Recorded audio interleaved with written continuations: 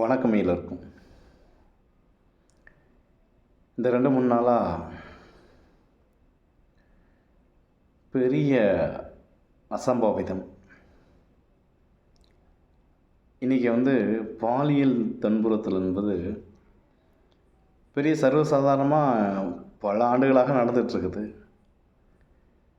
இன்னும் அது நடந்துகிட்ருக்கிற காரணம், குழந்தைகளை மையப்படுத்துவது என்ன மாதிரியான மனநிலை அப்படின்னு தெரியல. இதில் நிறைய விஷயங்களும் பெற்றோருடைய பாதுகாப்புடைய தன்மையும் இன்றைக்கி நிறைய குறைஞ்சி போகுது. ஆண் நண்பர்கிட்ட சர்வசாதாரணமாக தன்னுடைய பெண் பிள்ளைகளை நம்ப வைத்து அனுப்பிவிடுவது. இந்த சமூகத்தில், இந்த தமிழ்நாட்டில் ஒரு சிறு பெண் பிள்ளையை ஆபாசமாக சித்தரிக்கின்ற அந்த உலகமாக இருக்குது.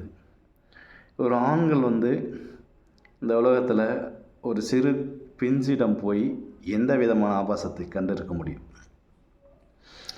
இப்படிப்பட்ட ஆண்கள் இந்த உலகத்தில் ஆண்கள் என்று சொல்லிக்கொள்வதற்கு வெக்கி தலைகுனிய வேண்டியதாக இருக்குது.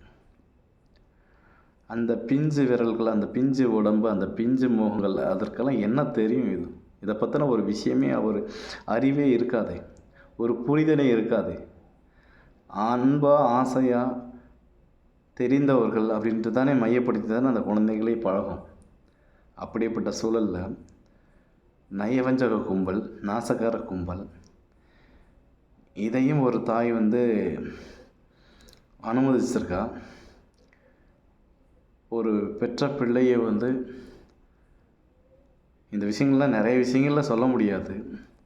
அப்படியேப்பட்ட சூழலில் பெண் பிள்ளைகளை வளர்க்கின்ற பெற்றோர்கள் இந்த உலகத்தில் ரொம்ப முக்கியம்.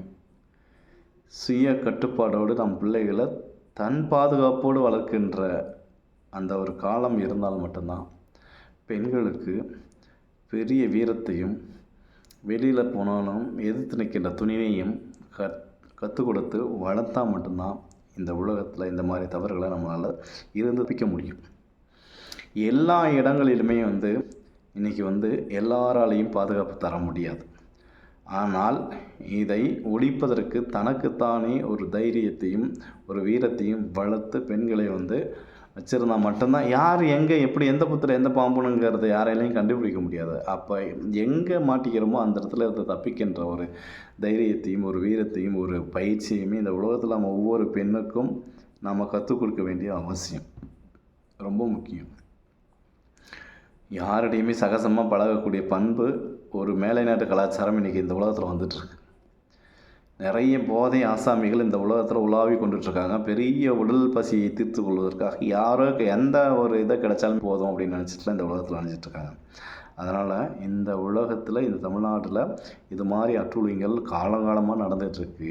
இனிமே இந்த மாதிரி நடக்காத அளவிற்கு ஒரு கடுமையான சட்டத்தை இப்போ இருக்கின்ற முதல்வர் கண்டிப்பாக வழங்கணும்.